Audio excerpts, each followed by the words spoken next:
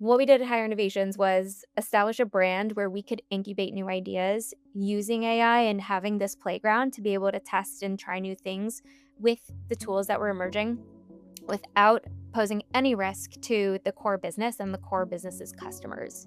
So that's how I've been spending the past couple years, is thinking about, well, how can we keep innovating?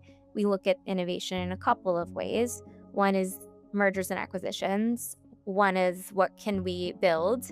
And that's where playing with AI comes into effect. Or where do we need to partner to reach more of similar customer types and help them solve similar talent challenges. So that's how we look at innovation and growth. Hi, my name is Dmitri Bonichi, and I'm a content creator, agency owner, and AI enthusiast. You're listening to the AI Agents Podcast, brought to you by Jotform, and featuring our very own CEO and founder, Ida Tank. This is the show where artificial intelligence meets innovation, productivity, and the tools shaping the future of work. Enjoy the show. Hello, and welcome back to another episode of the AI Agents Podcast. In this episode, we have Katie Fortunato, the co-founder and EVP of Innovation and Platform Strategy at Higher Innovations. How are you doing today, Katie? Great, Dmitri. Thank you for having me. Yes, thanks for being on the show. Really excited to chat with more with you about Jobstream and everything that you're doing um, in your world. As we kind of lead into this episode, tell us a little bit about what you do and kind of what your first exposure was to working with AI. So what I do at Higher Innovations is oversee platform innovation and strategy. And we are a business about 16 years old that has been innovating in the talent and human capital space. So what that means is we build technologies and products and services that help employers find the talent that they need. And what we like to say is that good companies, in order to grow, need their talent. So we very much are coming from a place of like human-centered success in business and organizations. And, you think about, well, if I want to grow my sales, like what do I need to do that?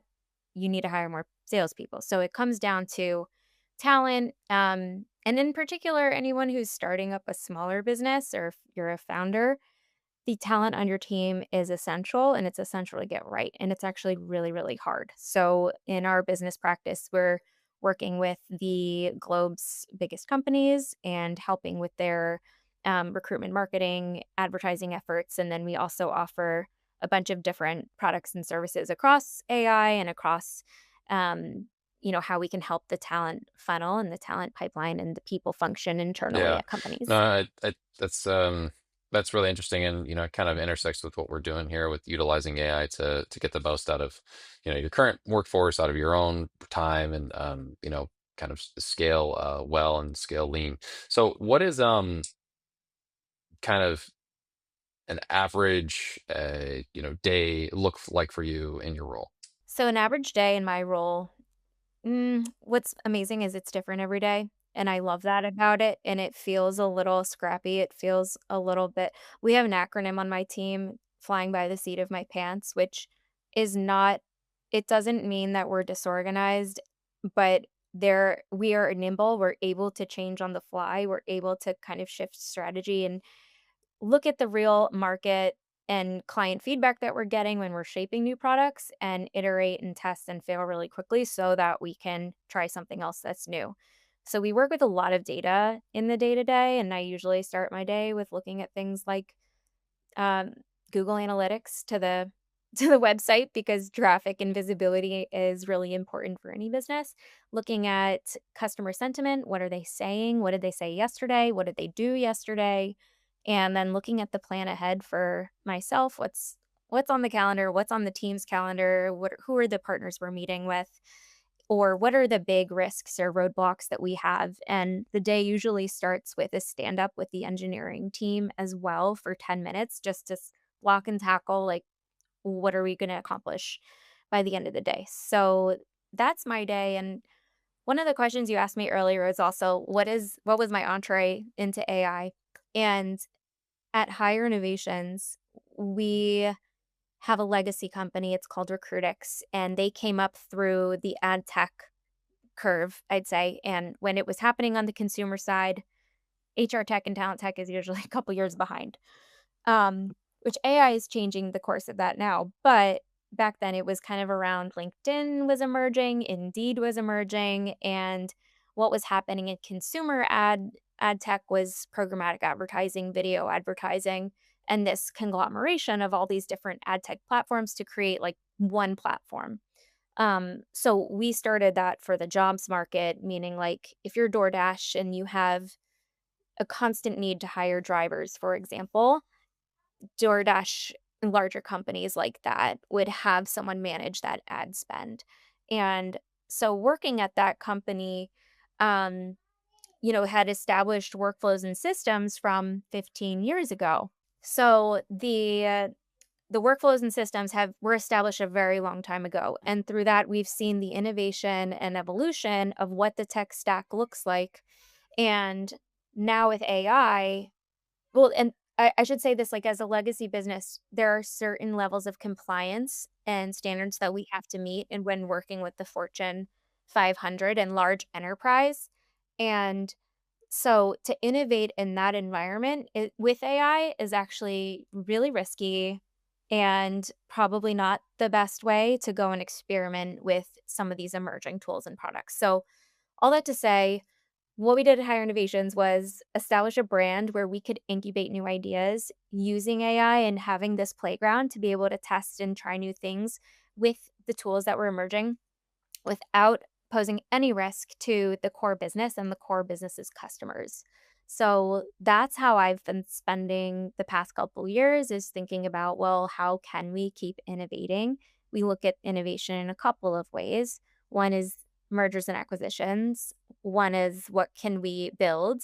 And that's where playing with AI comes into effect. Or where do we need to partner to create, reach more of similar customer types and help them solve similar talent challenges. So that's how we look at innovation and growth. Yeah, and what has been, I guess, what is your general approach to kind of solving some of the issues that you find coming up in different workflows and whatnot? And how essentially do you go about finding a process and integrating AI into what you're doing so that it doesn't become as big of a process as it could? What I mean by that is a lot of things are very overwhelming, and then if you just like AI and automated it, it really is kind of marginal to the business. How do you go about doing that? And how, as a legacy business, have you kind of gotten buy-in and whatnot too? Well, you have to spend money to grow. So the first step was getting the buy-in, but really looking holistically at the company, what would happen in these worst case scenarios if AI came along with something better and it was such a great deal that our clients all left, like, and that's how every business is thinking about it right now. And they're also thinking about what does this future workforce need to look like for the business to continue to sustain and grow? And with that comes, well, what are the skills that we need of anybody who's entering our company? So looking at all of those things comes down to like what was our creating our philosophy? What was our philosophy on AI? How did we want to work with AI?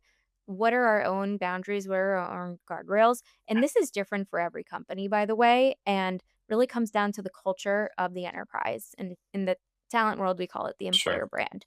I can tell you with like our startup, which we've launched is called Jobstream, and it's an affiliate marketing platform. But we took that idea as part of this incubator model, and with the financial constraints and getting that buy-in, the challenge is how quickly can we build this thing and how quickly can we get it to market? Where we've we've got the historic track record of what is the R&D budget that we've spent on doing things the old way, looking at that essentially P&L and L and path to market, and then looking at how can we beat that system? Like, how can we do it faster, cheaper, more efficiently, quicker, better, hire fewer people? I hate to say that, but when you're incubating and experimenting, it's easier to move more quickly with a small and nimble team.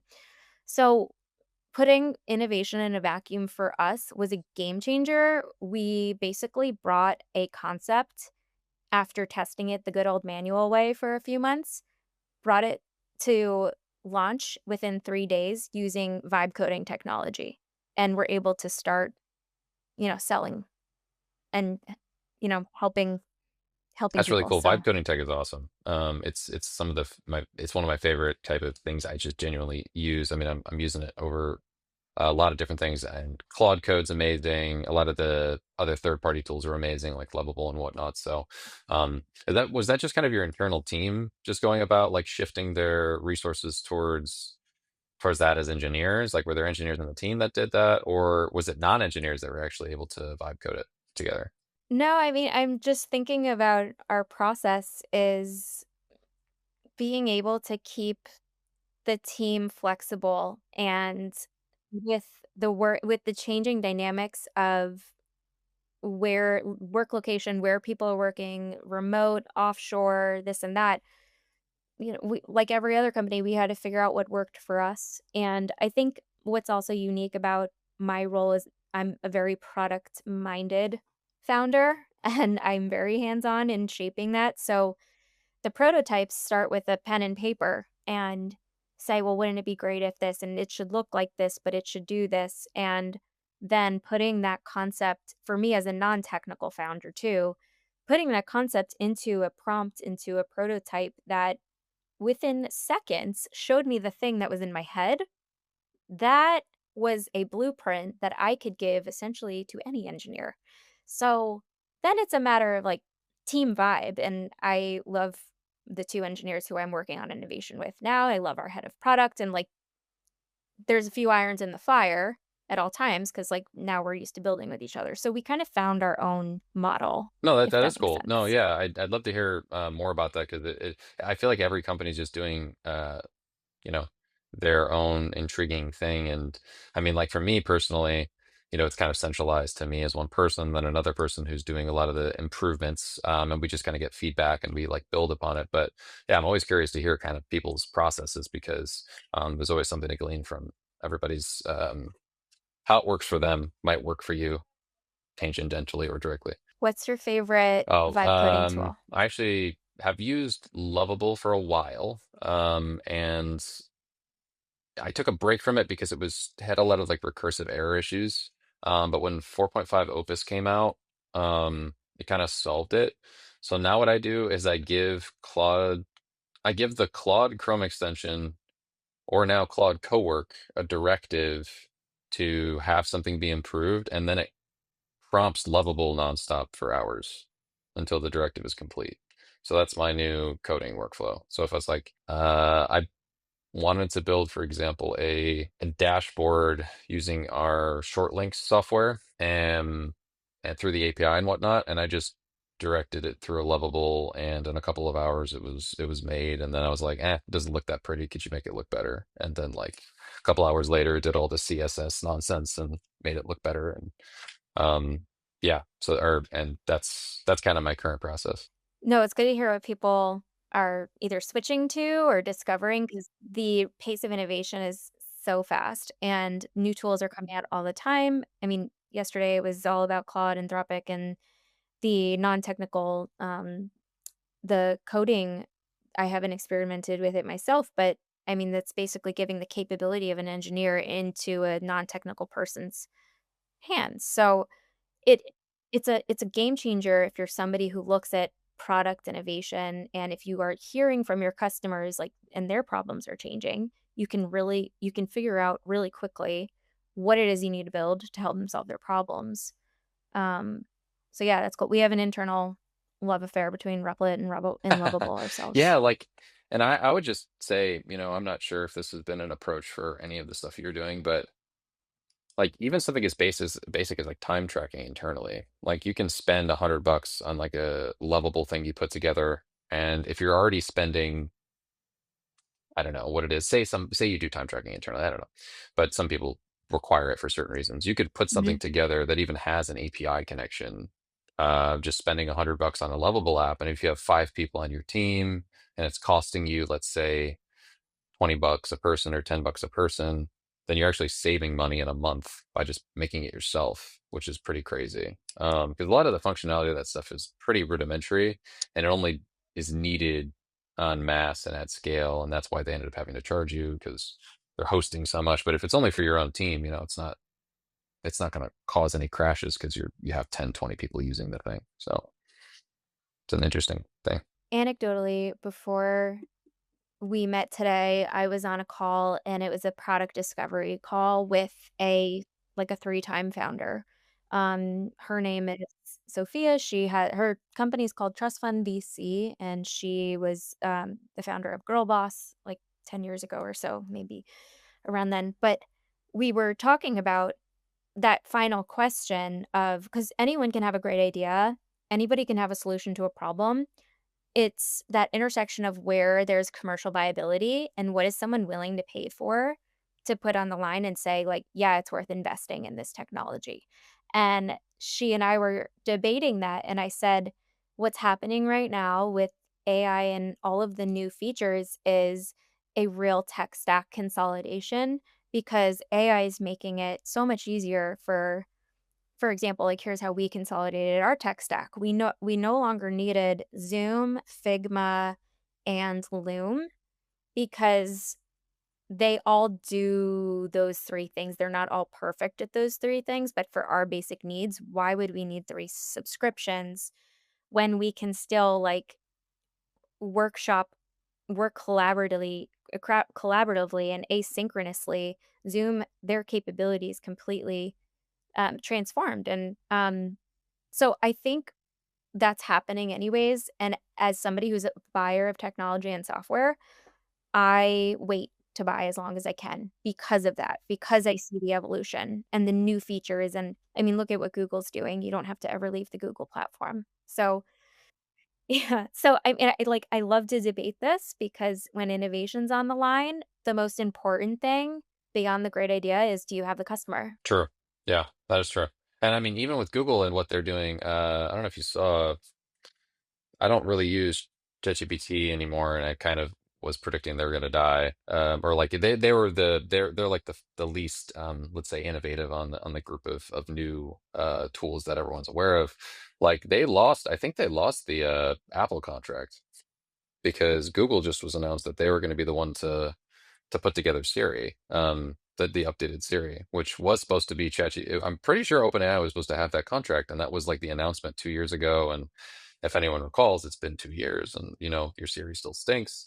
So I've been making yeah, no, I've been Dimitri's paying tracking. attention. The S lady is on the chopping block for me, and all the Apple Home stuff I have just hasn't been upgraded with anything new. And yeah, that's the thing. Yeah, I agree. It is about whether you have the customer and whatnot. And with what you are doing at Jobstream, just want to kind of talk about Jobstream a little bit as well. Um, it's interesting to me that you have so many different aspects of what you're doing with like the larger company and then these other smaller ones. How do you kind of go about? Um, you just mentioned whether there is a customer. How do you kind of go about determining that? And has AI actually helped you determine that in a different manner than maybe previously, right? As the research components or the projections kind of modeling changed? So a lot to unpack in that. It all starts with this idea of flourishing based off of our core clients and customers problem, and for us, it's been large enterprise, it's been talent acquisition. And so we were thinking, well, how like, that is such a premium white glove product. How can we help? Because all companies have a talent issue, right?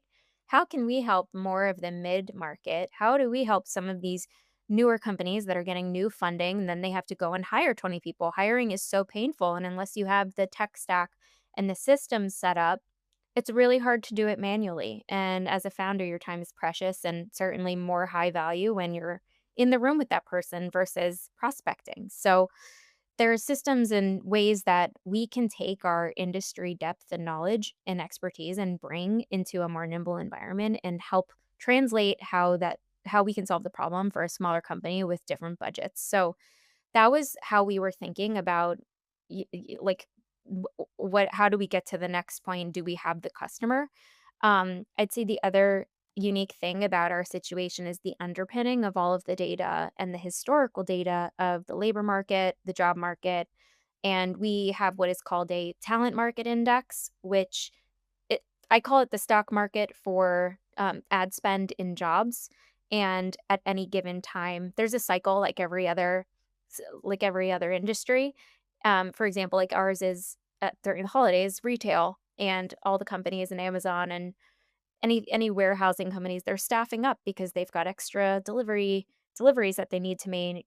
Consumer spending is at its peak for the year, and so the staffing plan has to match that consumer volume. So we anticipate that in our business, but understanding these cycles and how our employers' budgets are ebbing and flowing gives us some flexibility in how we're going to market with new products and how we're thinking about where in the pain points, like, do we want to enter the market with new products to help them with this problem so that it's top of mind?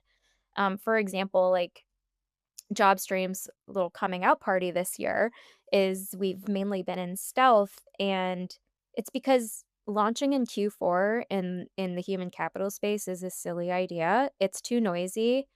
Brands have real goals and they have to deliver against them, and they only have 3 months to do it. And that's when the product was ready. And since then, we just said, let's refine. Let's just test and learn and fail. And like, so what if we lose a few clients at first? Like, that's part of the process. And you learn from that. You learn why it didn't work. So we took our time to test and iterate. Launching in Q1, Q2 makes sense because for companies, their planning cycles reset, their budgets reset. When we talk about the intersection of intent and commercial viability, that's what we're talking about. Because it's not time at the end of the season. And actually, it's like some companies, they've got to spend their budget or they lose it. But in our case, we're trying to be top of mind by the time like those decisions need to be made, by the time any kind of new product technical integrations, like there's got to be time to plan. So, um, we were strategic and knowing the cycles of our industry, like when to go to Yeah. market. Okay. That makes a lot of sense. And I guess I got a couple other questions just in general. We've kind of talked about how we think or how about you approach things. Speaking of hiring and whatnot, and I'm curious, how do you think that the market is going to change this upcoming year? I know that there's been a lot of speculation for a while. How do you think the hiring market is going to change in this next year with considering I mean, insane amount of improvement in AI? Like I said, Claude Cowork came out yesterday. I don't even need to organize my computer anymore. I can say, clean up this dang downloads folder, and it will do it. So how do you think this is going to change? Dimitri, your audience is already they're going in the right direction because they're already thinking about AI. And I'd say my personal prediction is you need to automate yourself before AI automates you. And with that, does that mean AI is taking our jobs? Not necessarily. Jobs are going to look different. We know that already. The criteria is different even when we're hiring now, and not every job is totally AI native. But if you are one who is not figuring out how to use I think you will lose your job to someone who knows how to use AI in your role. Um, the other part of your question, how much time do you have? Because the job market is changing so rapidly. There are a few constants, however. We know healthcare has had sustained need and demand for finding skilled workers, met by a shortage of talent, and there are so many reasons for why that is. But I think if anyone's looking for job security, go the healthcare route. Long term, we all need healthcare. And I'm very passionate about figuring this out because I'm like, who's going to take care of me and when we're older if we can't continue to fill a pipeline of talent of caregivers and nurses and doctors and other essential workers, all the support that goes around that. So, I think healthcare is going to be a sustained market. What we're seeing we're seeing AI engineers also, it's an increase in jobs. LinkedIn just came out with their top jobs of the year and top growth, and that is the job description. But what LinkedIn's data doesn't tell the story of is, and LinkedIn's platform and audience is a desk worker, somebody who knows that they need to be networking with other professionals who are also found on LinkedIn. I can't say that that report paints the reality of the majority of people who are an essential worker. They're police, they're first responders, they are construction workers, they are engineers, they're electrical engineers, they're manufacturing and mining and so on and so on and so on, are not on LinkedIn. So that side of the job market doesn't nearly get enough air, and we won't even get into farming roles because that's a whole nother issue with what's happening right now in the political landscape, but all of these things are impacting this the the work Yeah, ecosystem. I think that that's fair because the majority of people would probably just, when I say jobs, they think knowledge work. Right. I don't think there's much of Yes. a different thought usually, especially with like the audience I have. So I appreciate you for bringing that up because I think there are other aspects to it, and there are other industries where people are needing to work. I think since 2020, I feel like there's been a lack of nurses. There's been a lack of a lot of healthcare professionals. I've actually had a couple of decently interesting, or not decently interesting, very interesting interviews about the role that the healthcare professionals are going to play in tangent with AI in order to help them out because of the obscene amount of, I guess, paperwork they have to deal with in a way, in a sense, like they have to deal with so many different things that come up. So hopefully they will have a bit of a reprieve, but there's also there's still going to need to be more of them than that exists. But when it comes to knowledge work jobs, that's kind of where my main focus is usually when I talk about jobs. Um, and a lot of people fall into a couple different buckets when it comes to how they think it will impact the job market. The three answers I tend to get on the show are the least often they will say, like AI Armageddon, Armageddon. So, everyone's losing their jobs. That's barely anyone says that. The second one is there will be a lot of solopreneurs, like a lot more solopreneurs that are going to really try to hone in on like one skill and get really good at one service that is like very niche. And then there's also a lot of people who tell me they believe there will be slightly leaner teams, and a lot of the more rudimentary work will be just AI, and then people can focus on strategy and like more mind heavy tasks that go deeper in their jobs. So I'm curious, out of those three things, I'm assuming it's not number one or a mix of things. What do you think could end up happening in the landscape?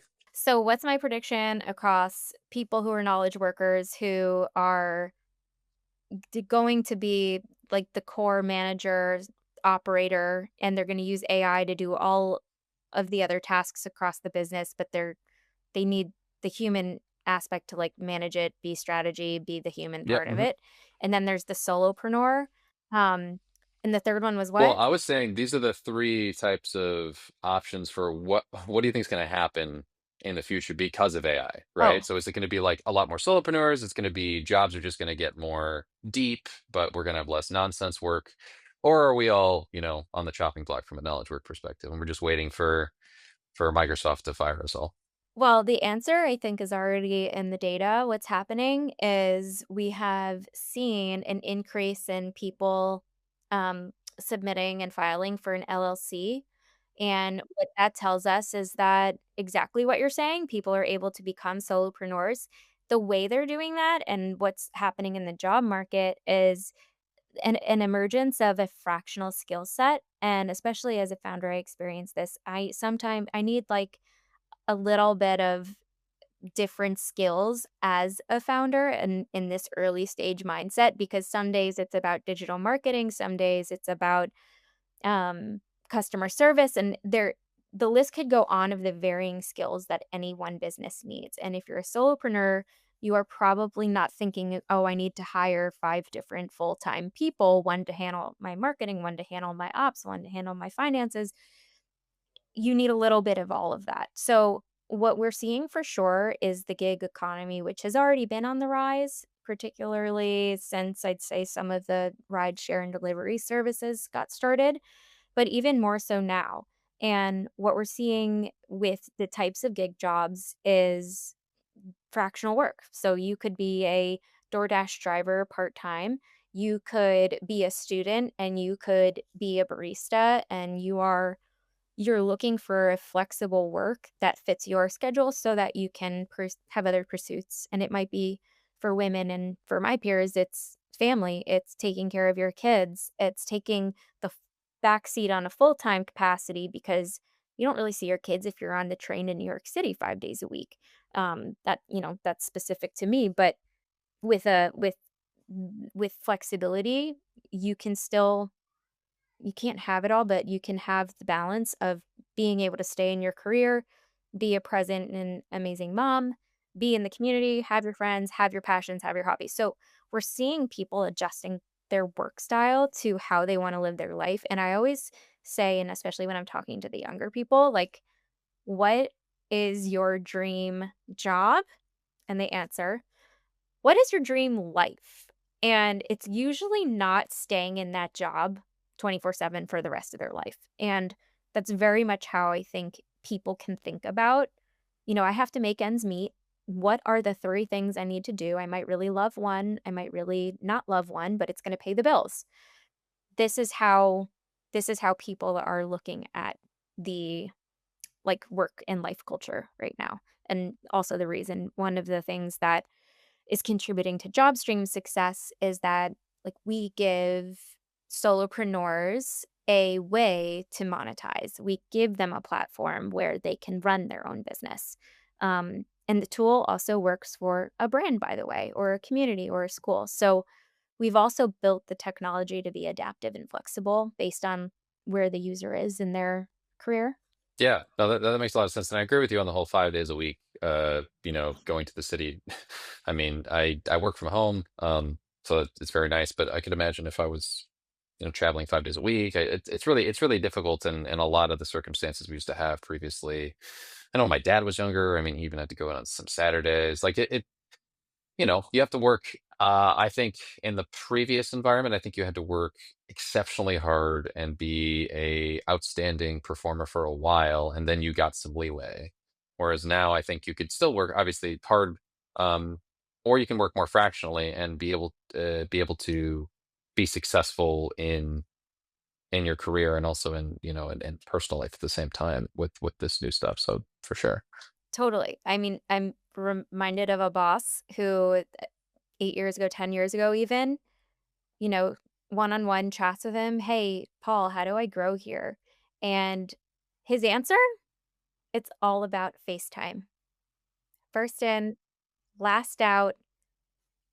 Now nobody's at the office, so nobody sees you doing these things. Does that matter? But and he there's something to that. He now runs AI responsibility at Gemini, and it's a huge job. And I I believe he got that job because he made the right connections, and he was available, he was there, he was a presence and made himself known, and that opportunity is honestly there for anybody to take. Um, but that's what separates good from great. Yeah, no, absolutely, and that's fair. What would you say is kind of the message you would have to some of the solopreneurs or small business owners that we're talking to today, and how they should kind of look at this year? Because I did at the beginning of the year, like seeing where I can simplify life, right? I think anyone running their own business is aware of the stressors that come with it, no matter how intentional you think you were at first. Is there any advice that you would give them to get back to that ideal life, or is there any exercise that you do to try to re-examine that for yourself often? There's so many memes on social media around this right now where it's like the luxury is being offline, and that's totally true, and being present and just, don't take for granted the parts of your life and your job that are because of human charm. And the way that I think about personally operating, or what are the systems, well, also founder mindset here. what are the systems I need to create so that I free up the highest valued part of my time? And for me personally, that means choosing to outsource things like laundry, like deliveries, like driving sometimes, running errands, like outsource it because if your time is more valuable, either connecting and being with your family than it is to take the weekend to run all your errands, I think that is time and money worth spent.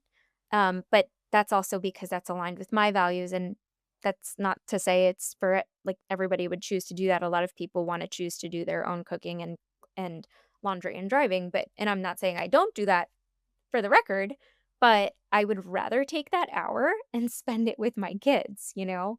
Um, and in business, I think it's Yeah, is no, I it? think that's Do no, you I relate or relate. am No, I I cra relate. I have a service come and clean the place. Duh. Like if I'm gonna, I don't want to. I think there's a level of obviously everyone works for security. Everyone works for maybe family members they're supporting, whether it be kids or parents or whatever it is. Um, but I think there is a level to that of you then kind of go back and forth between are you going to spend money on fun stuff, and actually sometimes I think a more fair thing to do is I'm gonna work the same amount. Maybe I don't spend as much money on fun stuff, but I spend some money on cleaning the house, or I know that I'm going to uh, pay for a meal prep service, or I know I'm going to do these things that make life easier. I definitely, yeah, I have had someone come and it's just way easier because when you have that stress over your head, I think the laundry service is one that I haven't tried, but I got in unit. And for me, that's like, it matters on the person, like, and how many you're supporting. It's just me and my laundry. But if you got a bunch of kids, you got stinky kids, and yeah, there's a lot that goes to it, and that same service I pay for offers the laundry, offers the cleaning up of other things, not besides just like a deep clean, whatever it is. So I think for everybody that's a fair suggestion. Like if you don't like doing a chore, okay, well, and you're like, well, obviously, you're growing a business, you want to stay lean or something.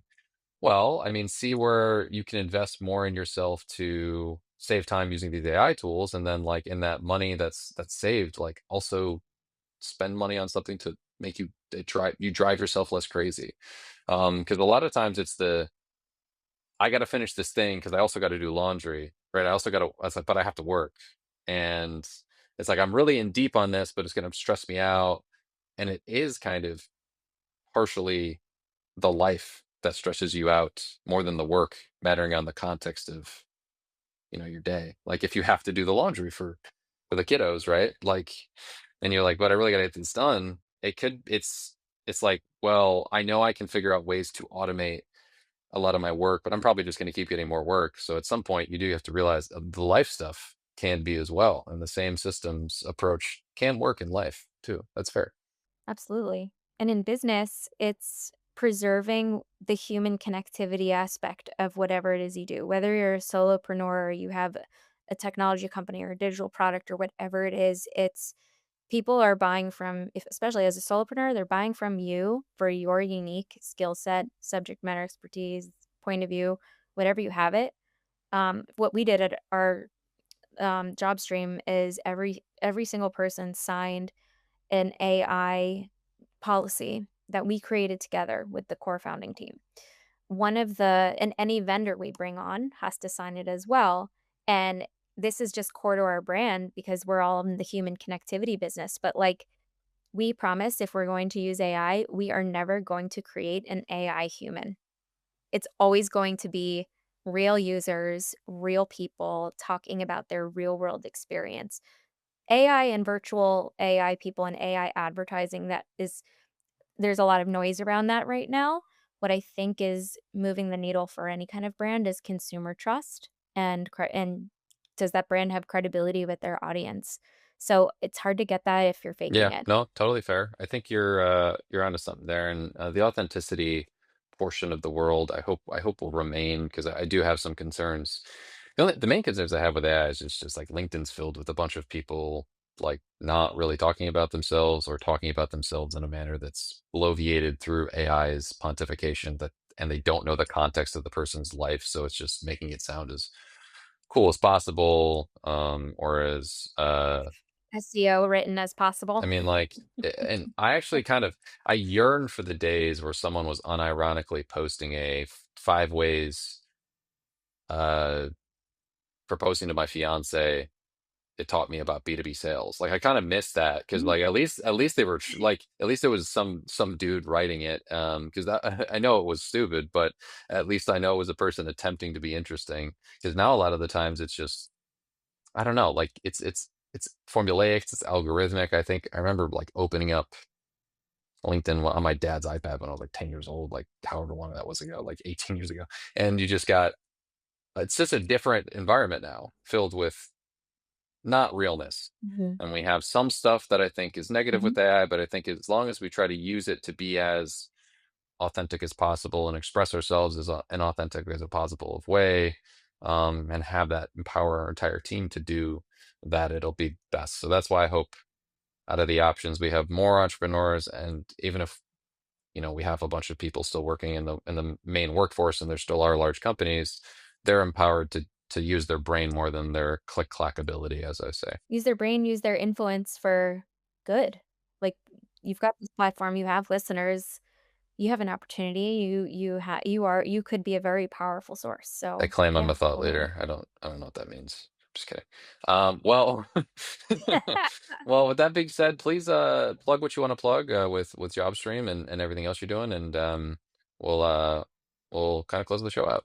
Well, in the same vein, and thank you so much, Dimitri, for having me. I could talk about AI and vibe coding and geeking out on all of the latest features and tools literally all day. Um, it's what I don't really read at bedtime and watch TV anymore. I just I read about new technology and tinker. Yeah.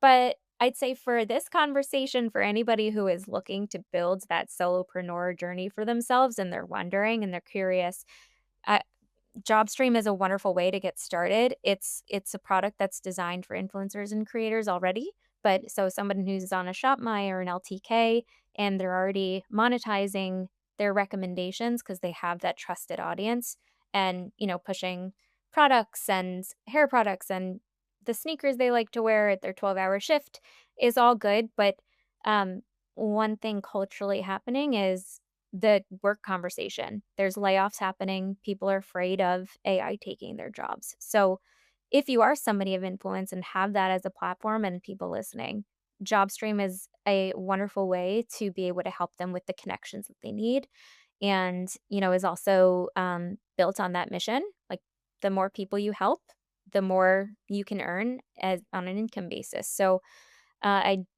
I recommend to anybody who is curious about becoming a creator and monetizing their digital presence.